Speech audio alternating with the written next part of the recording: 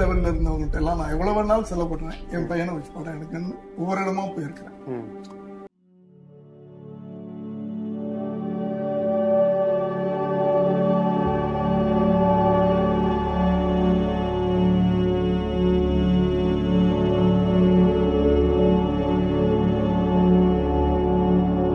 சொல்லி கேள்விப்பட்டிருக்கேன், வெற்றிக்கு பின்னாடி ஒரு ஆணோ ஒரு பொண்ணோ இருப்பாங்க அப்படி இப்படின்லாம். ஆனால் எனக்கு பின்னாடி நிறைய அவமானங்கள் தான் இருந்திருக்கு. വിജയ് പടവും ഞാൻ വളരെ തുറന്നു സംസാരിക്കാം. വളരെ മോശമായിട്ടുള്ള ഈസ്തെറ്റിക്സും ഒരു തരത്തിലും നമുക്കൊരു നല്ല കഥയെന്നോ നല്ല സിനിമയെന്നോ തോന്നിക്കുന്ന ഒന്നും തന്നെ ഇല്ലാത്ത തരം സിനിമകൾ 27 வருஷங்களுக்கு முன்னாடி இதெல்லாம் ஒரு மூஞ்சியா அப்படின்னு சொல்லி ஒரு மேகசின்ல வந்து எழுதினாங்க.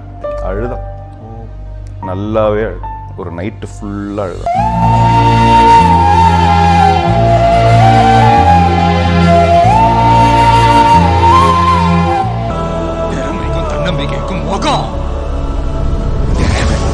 என்னுடைய பிகினிங் ஸ்டேஜில் என்னை பற்றி வந்த கமெண்ட்ஸ், விமர்சனங்கள் இதெல்லாம் வந்து மறைக்கிறதுக்கு ஒன்றும் இல்லை, உங்கள் எல்லாருக்குமே தெரிஞ்ச விஷயந்தான்.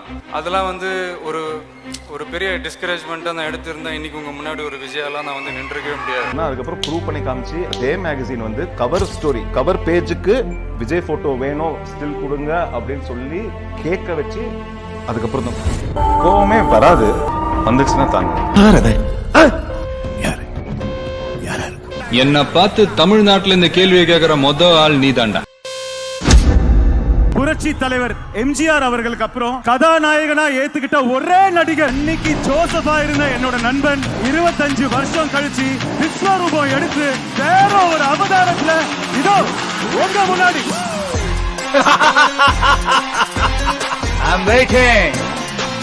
செஞ்சிடலாமா?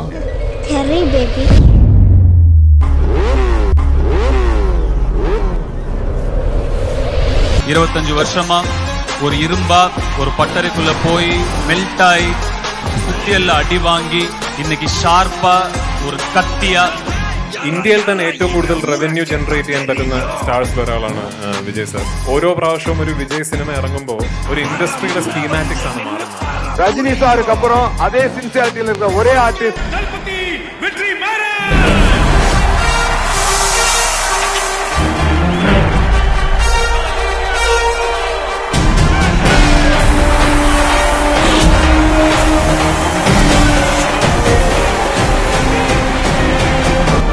இல்லை, ஒரு 2-3 லைன் கொஞ்சம் வேற மாதிரி ட்ரை பண்ணலாம்.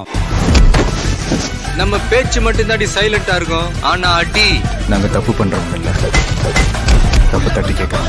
சரவெடி 7% GST வாங்குற 5000 கோடி கடன் வாங்கின ஒரு பியர் ஃபேக்டரி ஓனர். ஒரு மன்னர் கரெக்டாக இருந்தா, ஒரு தலைவர் கரெக்டாக ஸ்ட்ராங்காக நல்லவனா இருந்தா ஆட்டோமேட்டிக்காக அந்த கட்சி ஒரு நல்ல கட்சியாக இருக்கிறது.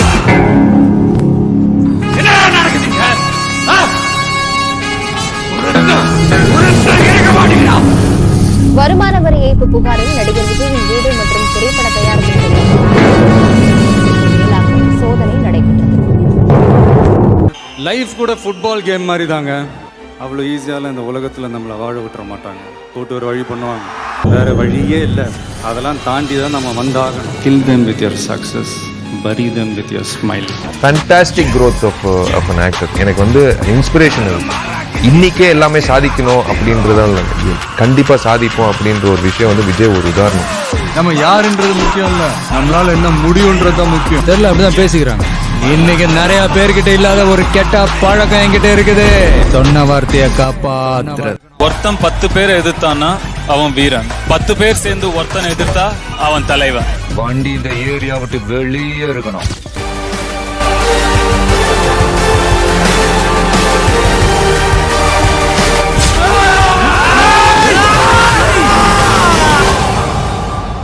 நிவாரண நிதியாக 1.30 கோடி ரூபாய் நிதியை அறிவித்திருக்கிறார் நடிகர் விஜய். இதோட நிற்க போறதும் இல்லை, இன்னும் நிறைய வேலை இருக்கு. எல்லாம் கொடுத்துட்டீங்க நண்பா. ஹிட்டு, ஃப்ளாப்பு, பிளாக் பஸ்டரு, அதையெல்லாம் விட பெருசு உங்களை நான் சம்பாதிச்சதுதான் நான் நினைக்கிறேன். நல்ல ஒரு தீர்ப்பு கிடைக்கும்ன்றத நினைச்சுதான் என்னுடைய முதல் படம் நாளைய தீர்ப்புல நடிச்சேன். ஆனா அந்த படம் என்னை கைவிட்டுருச்சு.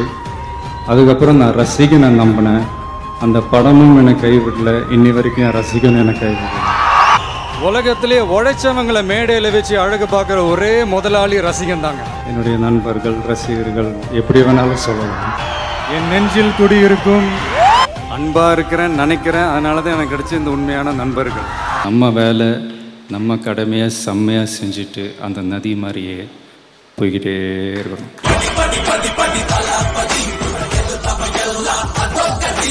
அவ்வளோதாங்க, அவ்வளோதான் மேட்ரு.